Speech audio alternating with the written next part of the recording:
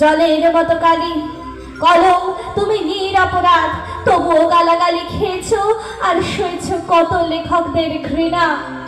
কলম, তুমি চেষ্টা করো দাঁড়াতে পারো কিনা। হে কলম, তুমি ইতিহাস গিয়েছো লিখে, লিখে লিখে শুধু ছড়িয়ে দিয়েছো চতুর্দিকে। তবু ইতিহাস মূল্য দেবে না, এতটুকু কোণ দেবে না তোমার, যেন ইতিহাস বড়ই কৃপণ।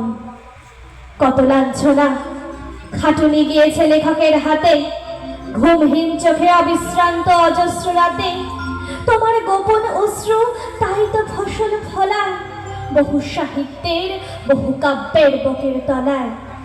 তবু দেখো বোধ নেই লেখকের কৃতজ্ঞতা, কেন চলবে প্রভুর খেয়ালে লিখবে কথা। হে কলম, হে লেখনী, আর কতদিন ঘর্ষণে ঘর্ষণে হবে ক্ষীণ, আর কত মৌন মুখ শব্দহীন দ্বিধান্বিত বুকে কালির কলঙ্ক চিহ্ন রেখে দেবে মুখে। আর কত আর কাটবে দুঃসহ দিন দুর্বার লজ্জার। এটা সত্য খুঁজে যাক, এই কলঙ্ক মুছে যাক আজ। কাজ করো কাজ, মজুর দেখনি তুমি? হে কলম, দেখনি বেকার? বিদ্রোহ দেখনি তুমি? রক্তে কিছু পাওনি শেখার?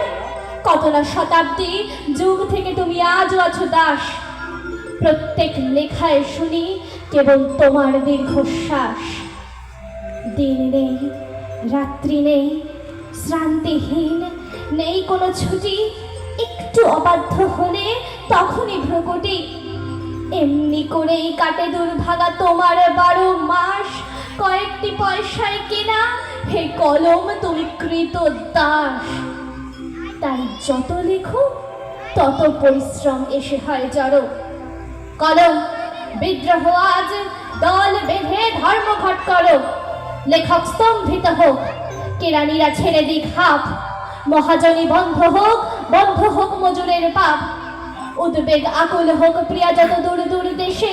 কলম, বিদ্রোহ আজ, ধর্মঘট হোক অবশেষে। আর কালো কালি নয়, রক্তে আজ ইতিহাস লিখে দেওয়ালে দেওয়ালে এঁটে। হে কলম,